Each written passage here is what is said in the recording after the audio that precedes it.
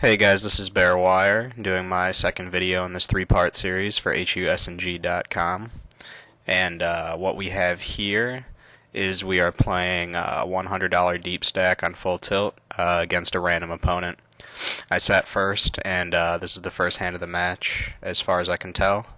Actually, I think I folded my first button, but anyways, we presumably here are not playing a regular, or at least not a great regular by my standards, because we got a button limp on the first hand, but we won't make any assumptions just yet. That's just a nice indication that I like to look at from the start.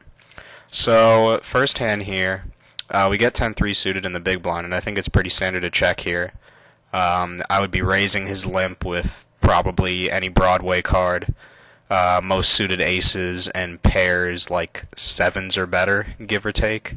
I think smaller pairs are going to play too poorly out of position this deep. So here, I do think that leading is our best choice on the flop, and I decided to lead 30 because I think leading any smaller is giving him a little bit too good of a price. Especially this deep, we kind of want to build a pot against his draws. And I think on the 9 turn, it doesn't seem too thin to bet for value here, in my opinion. Occasionally, if he had a queen on the flop, we're going to see a raise from him. So I think a lot of hands that he peels the flop with are hands like Jack 9, 9 8, 8 6, 9 6, King 9, things like that. And also weak pairs like a pair of sevens, perhaps a 10. And occasionally he has a better 10, but a lot of the 10s that we're going to get to showdown against are going to be chopping with us on a variety of river cards. And another thing is just that on a board that looks like this, I don't really expect him to value bet when I check to him. I think he's going to check back a lot of hands that I kind of want him to put money in the pot with, and I think he's only going to put money in the pot when I don't really want him to. Another nice thing about this situation is that when I lead the flop and turn and he does happen to have a better hand like King 10 or Queen 5 suited or something like that, I think he usually just checks the river when I usually check the river here, because I do think it's kind of thin to try and get 3 streets. So on this card, it's a reasonably safe card, and you can make an argument for making a small bet, like maybe 80 chips or something. But I decided to take a showdown for one main reason, and you might notice that he had ace-king there, which is a huge piece of information, is that I really like early in a match to take showdowns rather than making extremely thin value bets in spots like that. And it's not even that it's extremely thin, because I think when we bet 80, we have his range pretty well beat. But I think that it's, we're talking about the difference between gaining 80 chips in a 3,000 chip sit and go versus gaining a good amount of information on our opponent when we have none. And seeing him have ace-king there, I mean, obviously we're not going to see that very often, but the fact that I did see that just tells me loads of things about this guy. I mean, it guarantees that he's a fish. It shows that he played his draws passively on the flop and on the turn, and it also shows that he might be sort of trappy before the flop, or perhaps that he's even just a little bit scared to put money in before the flop unless he has a main hand. So that really is great information for me. So here, I open the button with 5-4 off, which I think is relatively standard. And this flop is really just about as bad as it gets. So I decided to check back. And when he checks twice here, it's a pretty good situation for us, because I think usually on a board of this structure, he's going to lead most of his strong hands on the turn. If he has anything as good as, maybe Queen Jack or better, I think he's usually going to lead there. So I think I can be pretty sure that either a turn bet or a turn in addition to a river bet is going to get him off a lot of hands. And even if I don't, I'm kind of okay with giving that spot up.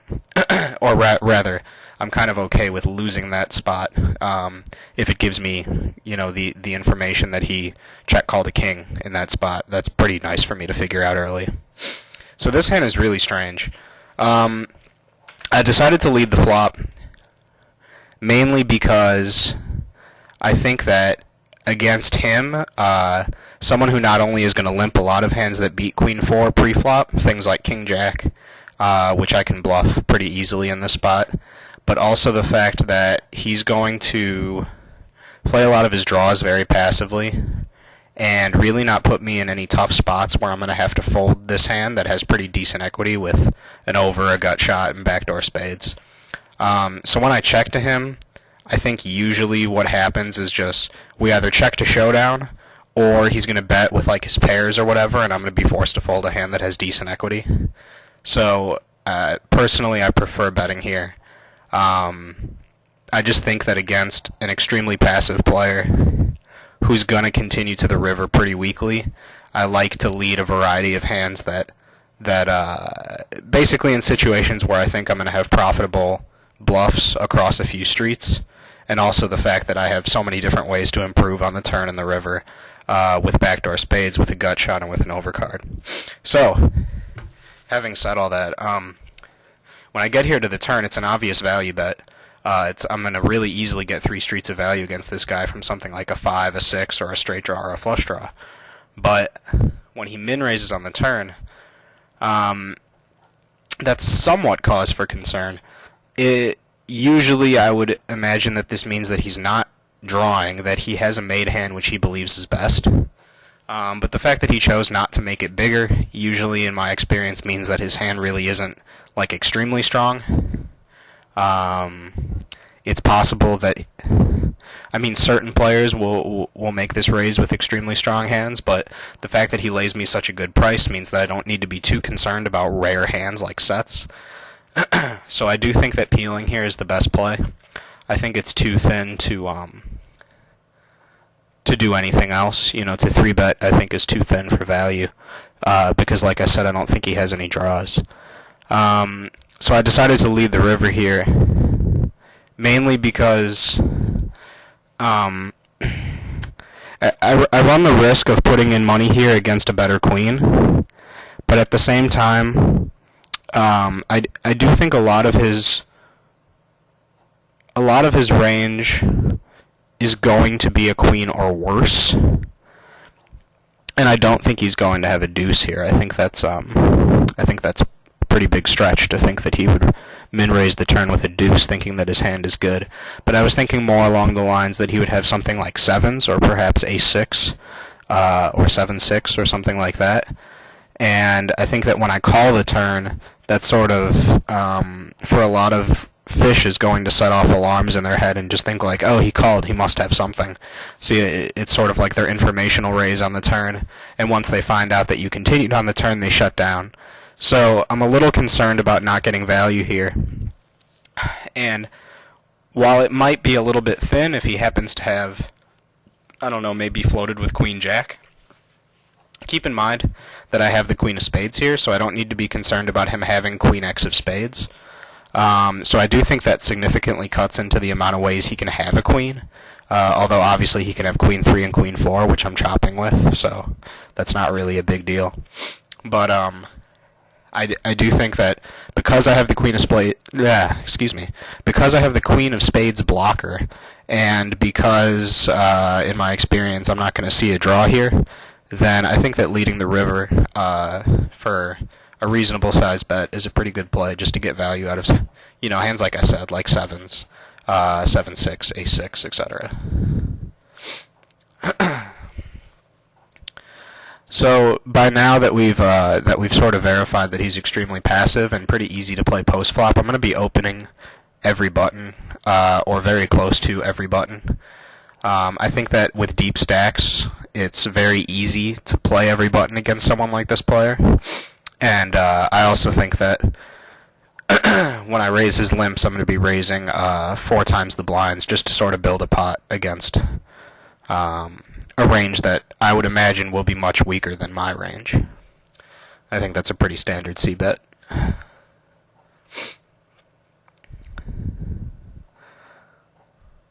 So this type of player, if you've seen my first video in this series, is sort of someone that I described a little bit. Here we get our first 3-bet here. Even though we're deep, our hand just plays terribly, so I'm going to fold. This was the player that I described briefly in the video with the slide about playing loose passive fish. So I do think I sort of explained my thoughts on sort of how wide to attack their limps, how to go about value betting across a few streets, and being willing to bet pretty thinly, but also avoiding most bluffs that aren't sort of in good spots. You'll probably notice that, well, just to talk about this spot for a second, I do think here that he's full of shit, like a really large percentage of the time. We saw a min raise earlier. Well, I shouldn't say that he's completely full of it, but what I should say is that I think that he usually has a marginal hand here. My concern is that my hand has very little equity, and it's also very difficult once he decides that he's going to raise a hand that he thinks is best, may it be fives or ace-3 or something like that. It's really difficult for me to, in turn, get him to change his mind about that. So, I mean, I think that floating is bad. We don't have enough equity to float. Even when we hit our, even when we improve our hand, we may not be best. And we certainly won't get much action. If, well, I shouldn't say we won't get much action, but we won't be able to value bet our hand in a situation where the times when we improve, we're still probably behind or around even against his range, considering that we can't just remove trips from his range. We can't just decide like he never has trips. We don't have that good of a read. It's just that if I had to guess his average holding here, I would say it's something like ace-3 or pocket fives. That said, I do think that it's too optimistic to try and do anything here with this little equity. If we had ace-high or if we had a club, something like that, then I'd be fine continuing, but that's one of the worst hands we could possibly have in that spot. So this is his first open. And I do think that ace-6 of diamonds is strong enough to defend, even this deep. And I decided to lead here. I don't think this is particularly interesting, but it might be sort of non-standard.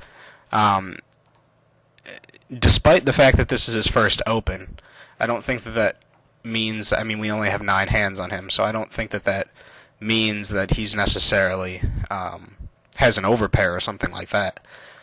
I do think he's perfectly capable of opening something like ace-jack or king-10 or something.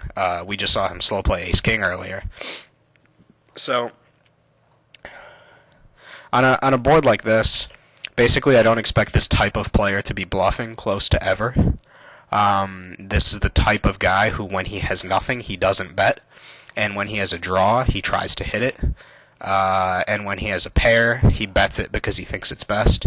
So really, if we take like the standard, default line of check calling with second pair in this situation, I think that we're really going to miss out on a lot of the opportunities that there are in this hand to get value. I think that someone bad like this will do things as ridiculous as peeling ace-jack of hearts to a lead. He'll do things like call twice with ace-5 with the 5 of spades. These are things that really improve the amount of value that we can get on early streets if we decide to lead. Keep in mind that, regardless of how stupid he might be, continuing with things like ace-5 with the 5 of spades, it's not that difficult to make a big hand on this board. Anything that has the ace of spades just has a ton of equity, although it's nice that we have the ace to block his outs, his additional outs. But pretty much anything with a big spade, any pair and a spade, things like that just have tons of equity in this spot. So it is thin. it's definitely a thin bet, and I think that, with much worse, with something like 6-5, I think it might be too thin. Pocket fives is definitely, in my opinion, going to be too thin. But regardless, I do think that it's a good option to lead here, and with an 8, I'd be very comfortable leading here. So the 10 turn is not a great card, and again, this is another very thin bet. What's important is that it wasn't a spade, which dramatically increases our equity against naked spades, and I definitely think that he's going to have a large amount of naked spade draws here. It's also worth noting that while the 10 completes a lot of straight draws, he did raise pre-flop, so I think that we can sort of reduce the weighting that we give to hands like 10-9 and 9-7 and the likes, and sort of increase the weighting to hands like pocket pairs, Broadway cards, ace high, king high, things like that. I think those are more commonly raising hands for this type of player. So while occasionally we're going to be beat here by, ace 10 or ace 8 or king 8 or something like that, I do think the fact that I expect him to continue with any big spade here is going to make this a pretty decent spot to value bet again. So the board runs out pretty decently for us. It's certainly possible that he hit his overcard, but I do think he'll take it to showdown anyways. But hopefully for us, he just he gets a he just has a big spade and he checks it back. I do think that we have a pretty interesting decision if he bets the river. But the thing that would sway me towards folding if he bet the river is that in the very first hand when he limped ace-king, he showed no intention of betting the river when he missed his overcard gut shot. So against certain types of players, if I didn't have that information on him from earlier, I'd probably end up check calling the river here and just expecting to see like king 7 with the king of spades or whatever. But the fact that I saw that hand earlier in the match where he checked back his ace-king, I think we can be pretty comfortable check folding.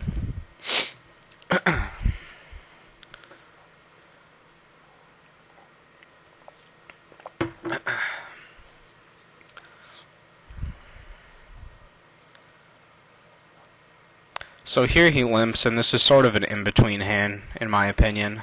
If it was Jack-9 suited, I would certainly be raising pre-flop. But he is folding some buttons, so he doesn't have an extremely wide range. And I think that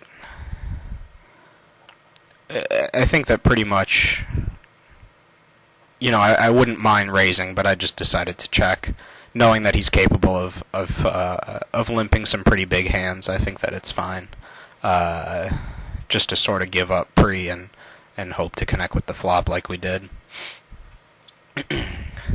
So here we check back and we get what I would expect from a good hand is a lead. Again, if he had checked twice there, I would have considered bluffing, but actually that board texture is a little bit worse because it's just a lot easier for him to connect with the board in ways that, he's never folding the turn. On 10-9-8 with an overcard, any 10, any 9, any 8, I think is going to end up check calling on the turn, and that gives us a pretty tough situation. So I lead bottom pair here. I think against him it's a pretty easy value bet just because of the fact that he's going to have a ton of ace highs. Ace high is a large enough percentage, I think, of his range. Combination-wise, the fact that there's no ace on board just makes it a really, really likely holding for him. So I think that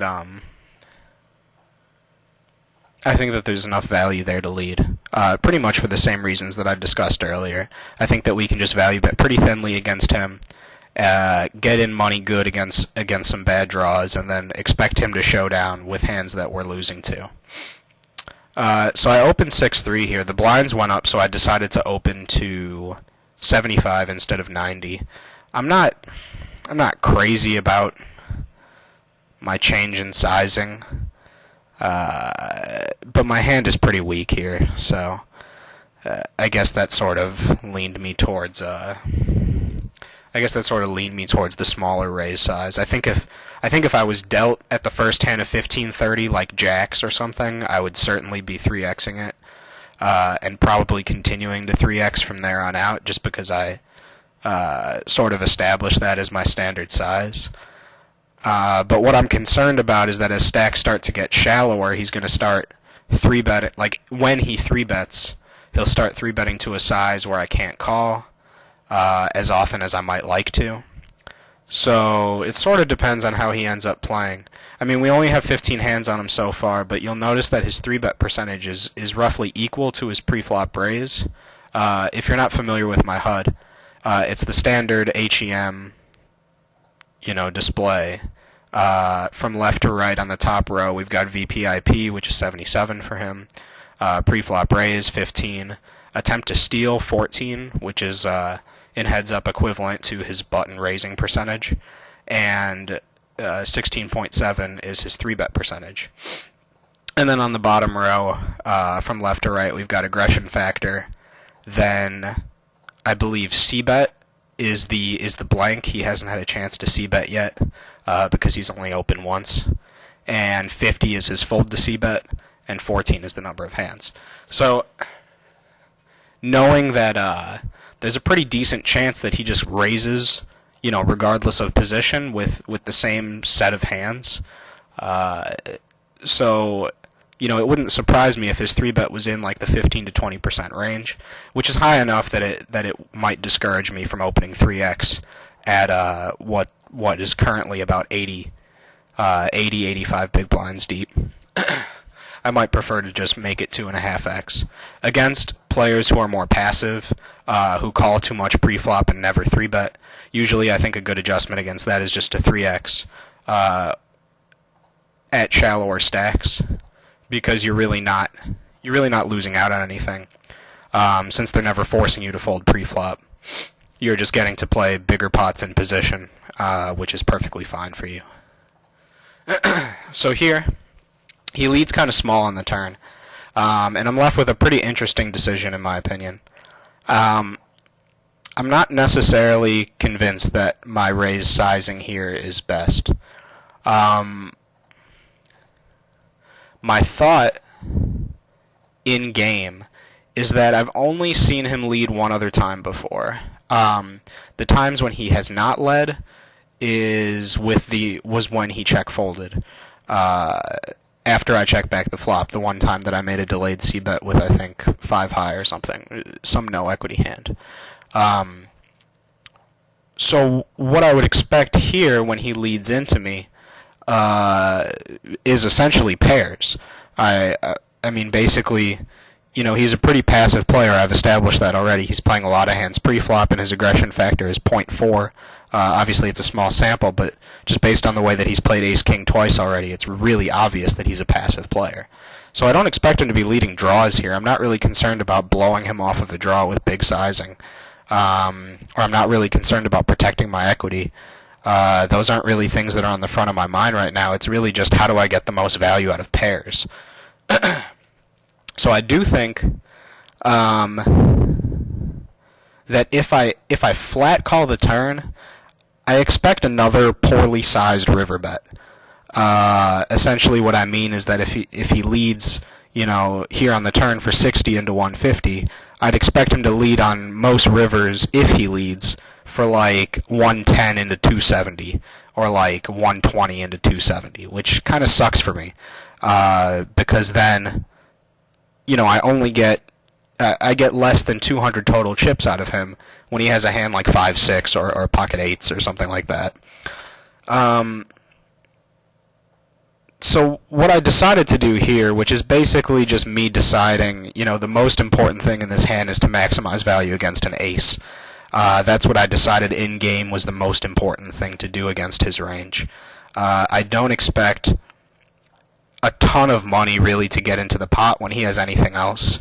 So my primary concern here is just to bomb away when he has top pair, because I know he's never folding it. If he has ace-2 here, there's just no way in hell he finds a fold, unless I make it like 900 and then jam the river. Even then he might call, but I think that, I also run the risk of having him be someone who's afraid of getting all in, especially when trips are possible.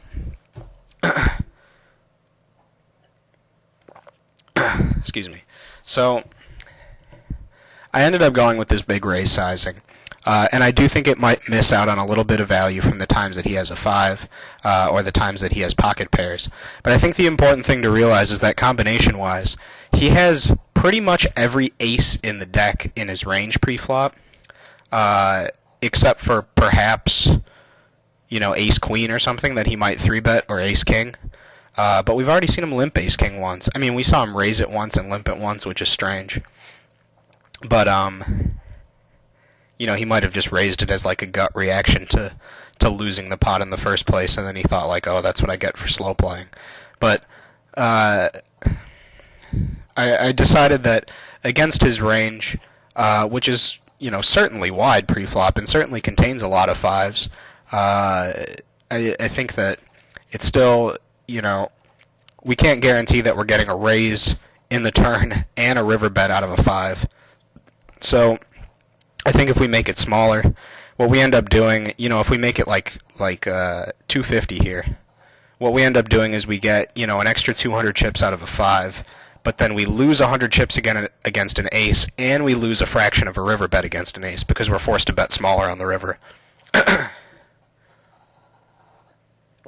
So if we operate under the assumption that he's just calling and calling rivers with any ace, but he's only calling the turn with a 5 if we raise smaller, and then he's not calling the river anyways, he would have to have a lot of 5s in his range, like a ton of 5s in his range to make it worth it. So I do think that the best play here, I think I've convinced myself also, that really I would just make a pot size raise, but I think making it an even amount more won't really change his decision, and it is an extra 30 chips. So I make it an extra 300. Which I think, it'll allow us to get another like 700 into the pot on the river, which is really important when he has an ace.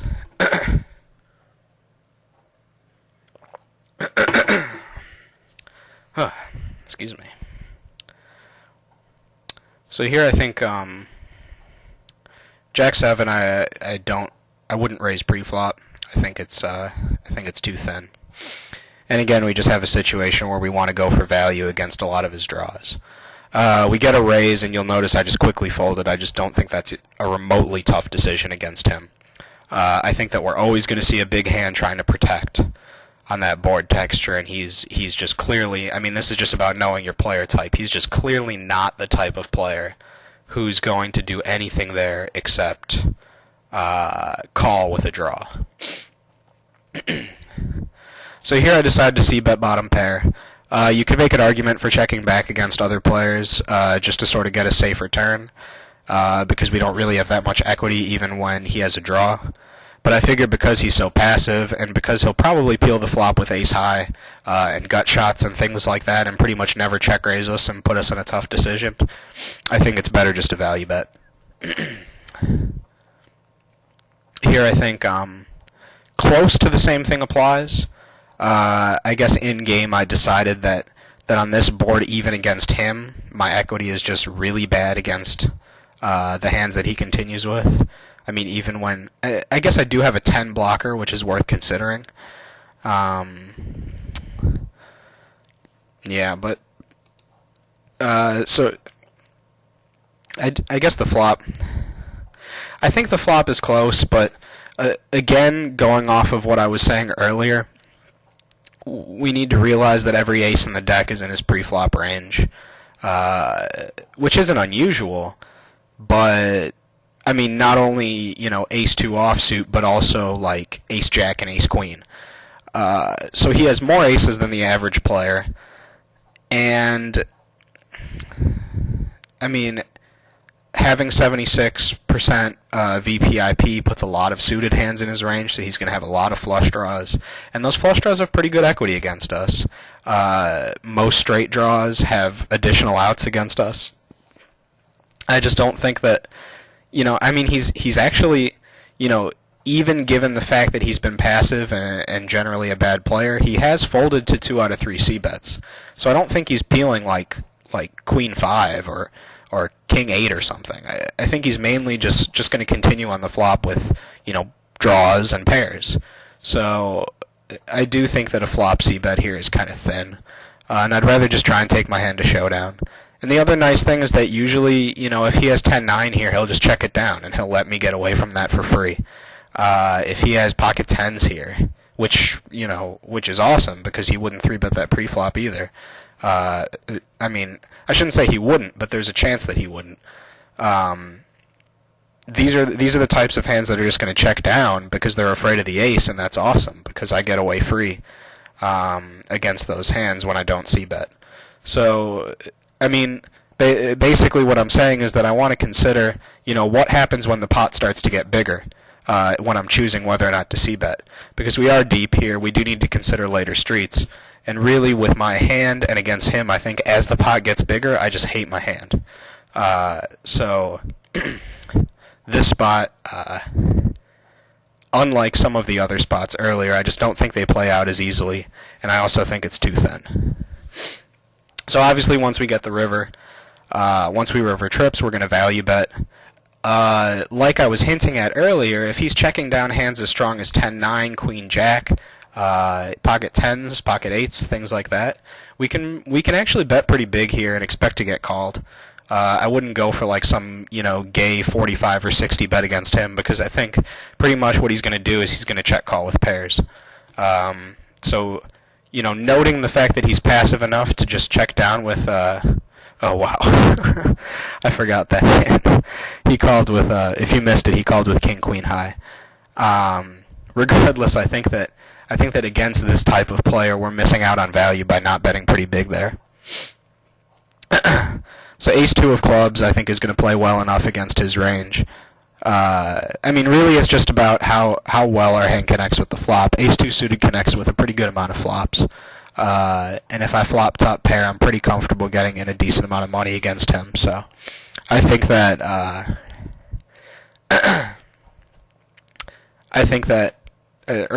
don't think it's too thin. With an offsuit ace, I would not be raising, but I think adding suitedness makes it play well enough. So he min raises, and we defend Queen 10 offsuit. I'm actually not even that excited about defending Queen 10 against him, because you'll notice that his pre-flop raise is still 10%. Obviously, it'll go up after this hand, but I'm really just not excited about playing, a mediocre hand against his range. So I decide to check this flop, and the main reason I check is just because while there are good arguments for leading, it's just a lot harder for him to have a draw on this board. It's pretty easy for him to have top pair, because like I said, if I was going to guess at his raising range, it would be big cards. So really, I kind of just want to pot control here. I also have the Queen of Spades, which blocks a lot of his possible draws. So basically, I'm not too excited about leading on any street. I'm just going to take a pretty passive line here and hopefully get to showdown. He checks back the turn, which I don't think completely lets us off the hook. And I actually probably should have value bet there, and I'm kind of surprised that I didn't. I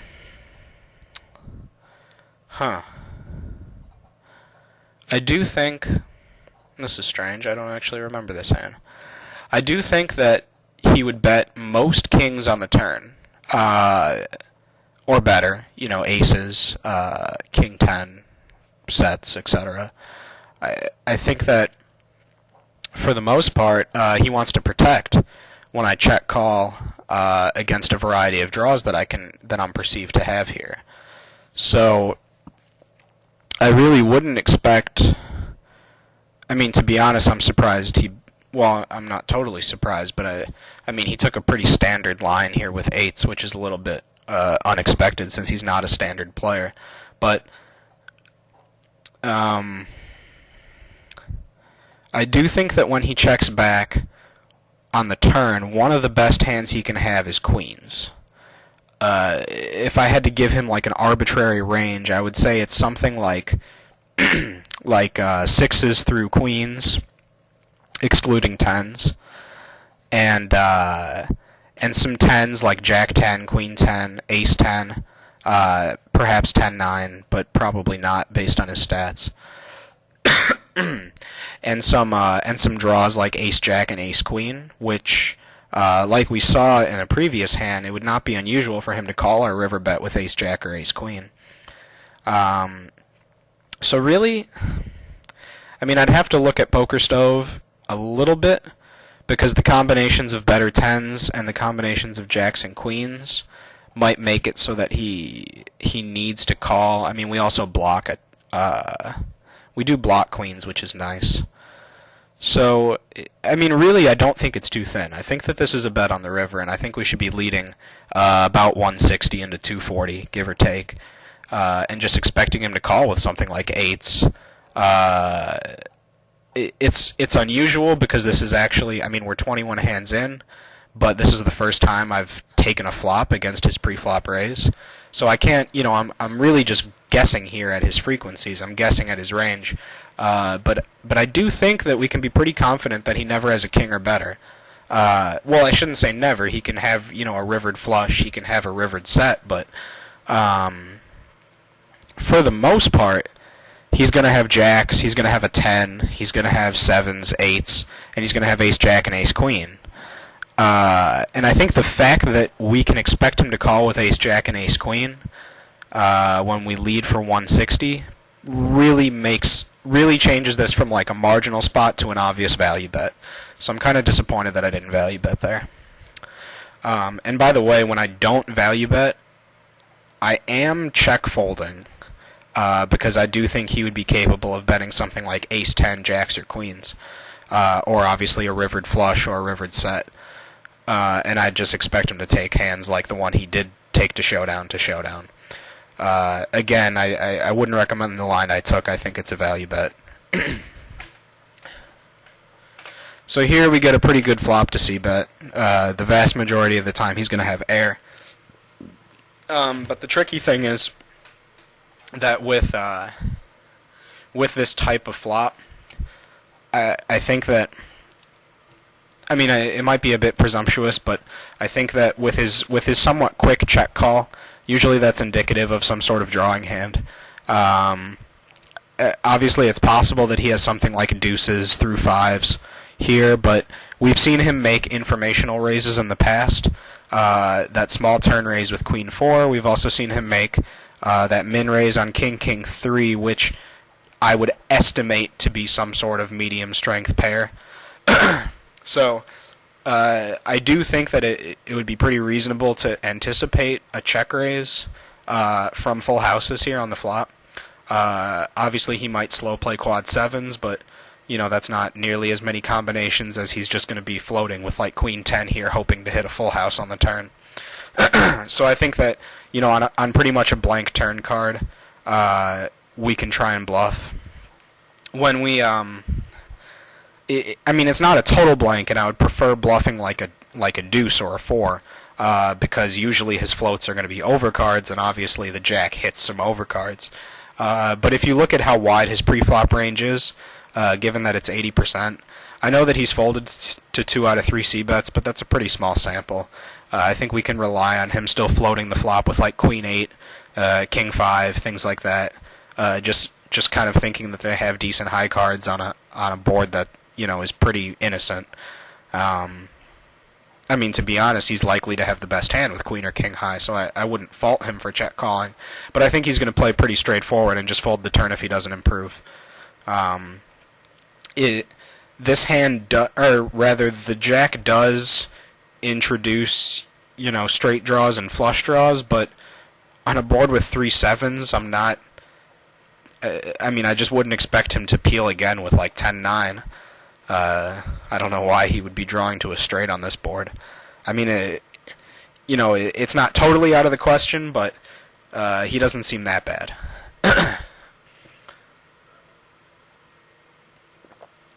But we did get a quick raise on the turn, so I would expect that to be pretty frequently either a jack or quads. So that's an easy fold. King jack suited, really easy raise over his limp. I'm still making it 3.5x, no longer 4x.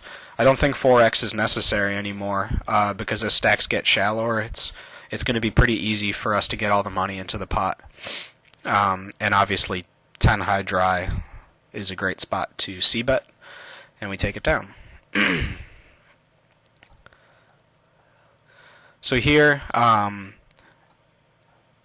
noticed that his 3-bet percentage is staying pretty low, so I decided to still open 2.5x, even though we're approaching 50 big blinds. We're around 60 big blinds right now. And we get his first lead. This is sort of interesting. Again, I don't really expect this type of player to be leading draws. I expect draws to play passively. Although it wouldn't be out of the question for him to just lead complete air, something that he considers a bluff. I do think that bad players treat bluffs and draws separately. They don't really pick up on the concept that they can bluff with their draws, and that makes it a better bluff. They just sort of draw to their draws. They check call or they check down, and when they're bluffing, it's sort of just like this random spur of the moment, like emotional thing, like, oh, I'm gonna win this pot. This is what good poker players do. They take down pots. So I mean, even though I don't expect him to have draws here, and I do think that he's capable of having pairs, I think that folding is out of the question. We just have too strong of a hand on this board. And we do beat bluffs. So we peel. I think that raising, I guess I should address that raising really serves no purpose because we beat all of his bluffs, and we have decent equity against his made hands if he happens to have something like 10-8 or king-deuce or something like that. We have pretty good equity against those hands, so we don't want to be raising. He's certainly not going to fold them. So I think that by far this is just a situation where we're essentially way ahead, way behind. If you like to look at things that way, we're not really way behind, but we're certainly way ahead of bluffs, and we're not accomplishing anything by raising. Same sort of thing is how I feel about the turn. When he checks, he can be giving up on a bluff, or he can be check calling with a draw. I probably should have thought about this longer. I don't really like that I made a quick decision there, because usually when I make quick decisions, I overlook obvious things. So, like I said, on the turn, I mean, obviously we have a huge draw here on the turn, but I think that if you think about what he's doing with his range, he's either going to be check calling with pairs, or he's going to be check folding with his given up on bluffs. So there's just no point in bluffing there unless we're convinced that we can get him off of something by the river, and I'm not interested in trying that against this player, especially while he's losing. That's something to note. While players are losing, they get more stubborn, not less. So we get a jack on the river, and he min-bets. Certainly on the flop, I was expecting a variety of bluffs and pairs, and when he min-bets the river, I mean, in all of my experience, that's just some sort of blocking bet from some sort of pair, and frequently not a good pair. So, I mean, certainly he could have a worse jack. He could have been bluffing the flop with Jack 7 or something like that, and picked up a jack and decided to bet with it. He could also have exactly what he has, and I'm not trying to be results biased, because I do think, I mean, on the flop, exactly what I was thinking is this is pretty frequently going to be a 10 or just total air, because of the way he decided to play the hand. So, I think that there's a lot of merit in raising on the river. I think we're very frequently ahead, and I think that rarely he's going to have something like King 2, but really I would expect that to bet the turn. Given the fact that more draws came on the board, I would think that if he has a hand that he's really happy about, he would be continuing to bet with it. So, all those things considered, I think that we should probably raise the river, and obviously we should make it not too big, because we're trying to get value out of worse than second pair on a board that's not entirely safe looking. So I think that when he bets 40 into a pot of about, 520, I think we can make it something like 320 or 360. And expect him to make, sort of like a curious call with a hand like what he has, or maybe a worse jack. And occasionally we'll lose to a king, like I said. But he could even have a 6 here. He could have been bluffing on the flop with ace-6 and then check the turn because he hit. So definitely I think that we can raise the river here for value.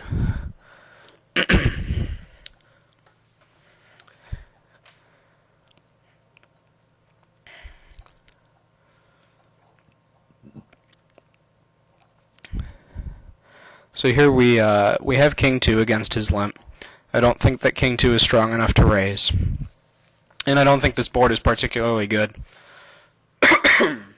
So I would make my main goal here just to try and get to showdown and hopefully have the best hand.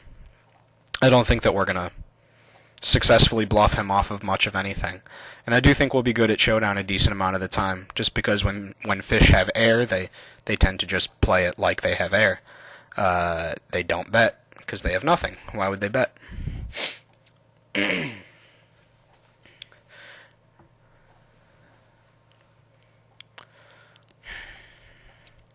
Here with Queen Jack suited, we have another standard raise over his limp.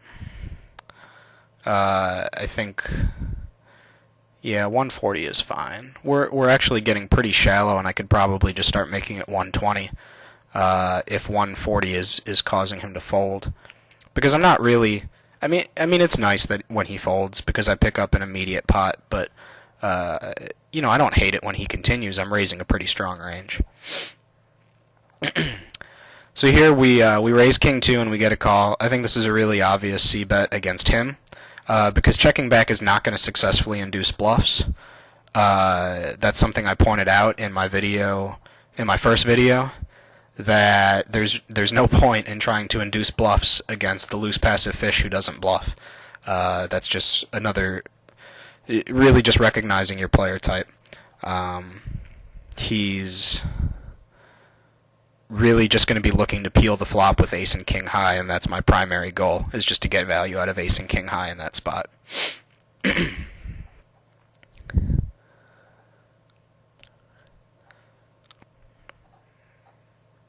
So here we raise kings, obviously. And we're starting to get shallow enough that it's... I'm going to be starting to consider from the flop how I can get stacks in by the river. I think that by betting 120, we accomplish that pretty well. Being able to size our turn bet in something like the 325 ballpark, and then that leaves about 1,000 in the pot with like 1,100 or 1,200 behind. So that's a pretty good situation for us. We could actually probably c-bet 140 or 150 against him if we're really concerned about getting stacks in. But he folds to c-bets a lot. Surprisingly, he's still folding to 2 out of 3. I would imagine by now it's 4 out of 6. Although I wasn't keeping close track. But he's still folding to a reasonable amount of c-bets, so there's not that much reason to size our c-bets huge. But we could certainly, against someone who's not good, like him, we can certainly just make it 160 every time we have kings, because we know we're going to want to get stacks in on literally any turn card, except for perhaps an ace. So I think that, really the vast majority of the time we want stacks in, and he's really not going to be paying attention, so there's no reason why we can't just decide every time we have 10-8 here we can bet 120, and every time we have kings we can bet 160. That's really not an issue. Anyways, we get a pretty interesting spot when he check min raises pretty quickly. Again, this is a situation where I expect this to be an informational raise, and I expect him to have a pair a lot of the time. So my primary concern here is to get money in the pot before the board gets scary looking. I've been pretty aggressive, and I would expect him at some point to just get sort of sick with me. So I think that by far the best play here is 3-betting. and I pretty much just choose a size that's not too large, but allows us to get stacks in on the turn if he calls. And when he folds, I would imagine that was just him reacting to my aggression with a pure bluff, like King 2 or something like that. Which, I mean, really, it's not a big deal when he folds that hand, because he essentially he's essentially, I would not expect him to continue with that bluff once I call. And I think that we lose out on way too much by letting him, check min raise with a 9 there, and then a club comes on the turn. That just sucks. Anyways, I decided to lead here. I kind of hate it, really.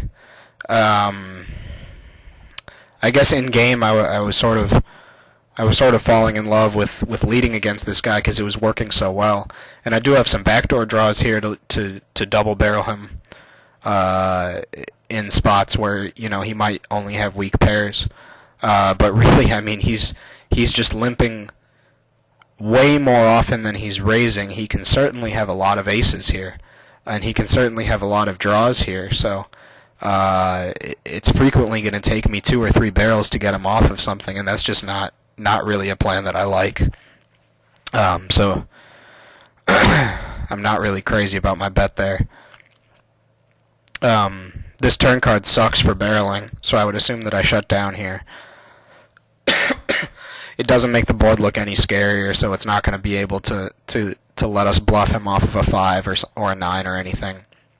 And he's just going to continue with all of his draws. So check folding's definitely best once I take that line. But I should just check fold the flop, really. So down here at 40 big blinds, I decided to start min raising. I think that, again, I just think that we're shallow enough to start getting the majority of stacks in by min raising. So I think in my interest of playing as many hands as possible. So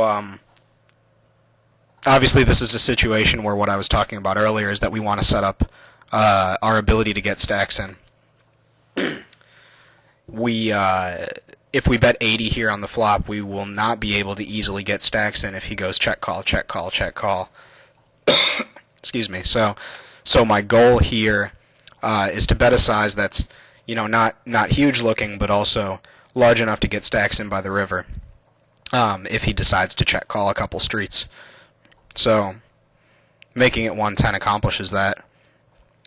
Something that I like to use as sort of a shortcut in my head, if it helps, is if we leave the pot size somewhere between about between about a quarter and a half of his stack for the turn, then it's going to be pretty easy to get stacks in by the river. Anywhere under, if the pot is greater than half his stack going to the turn, then pretty much we're just playing for 2 streets. I mean, the majority of his stack is going to be in on the turn, so that's really like a 2-street situation. It's not really the same thing, but it's sort of like the threshold where we can go where we can get the money in across 3 streets. But this situation is closer to where it's going to be a quarter of his stack. We're going to have about 400 in the pot with 1,500 behind, and if we bet something like 3/4 pot, or maybe a little bit larger on the turn, if it was exactly 1/4, if the pot was exactly 1/4 of his stack, for example, the pot was 400 and his remaining stack was 1,600, then we would have to make a pot size bet to leave a river pot size bet. So that's sort of the threshold that I look for. If I can create a situation where the stack size on the turn is around 4 times or less the size of the pot, then we're going to be able to get stacks in, and that's what I want. But fortunately, he raises for us. And again, I think this is identical to the last hand. This board is drawy as heck, and I think he always has a piece. Well, I shouldn't say always, but the important thing here is getting money in against the times he has a piece. So I actually made my turn 3 bet in haste, a little bit too small. I'd rather see 530 than 430. But fortunately, we get a terrible line from him. He was obviously just fed up with the way we were playing against him. But like I said, this was exactly what I expected, is that the times that he leads on the, or rather the times that he was min-raising us was with pairs. It wasn't with draws, it wasn't with, huge hands, it was with pairs that wanted to protect. So that's, fortunately the reads I was operating with throughout the match were correct, but that's just, fortunately for the video, we got, that final hand where he sort of proved it for me. So, anyways, that's all I have for now. Hopefully you guys enjoyed this video, and I know I enjoyed making it because there were a lot more interesting spots than I was able to fit into the PowerPoint video. And I really like this format where I get to review a game that I played because if I'm playing live, I tend to make more mistakes. And I like being able to go back and say what I think is the correct play rather than what I actually did. So, leave me some comments. Hopefully, you guys can find ways for me to improve these videos, because I do have part 3 coming soon. I have a video of myself playing a regular that I've already picked out, which I believe will be very interesting, and hopefully you guys will like that as well. And for now, this has been Bearwire for HUSNG.com. Good luck at the tables.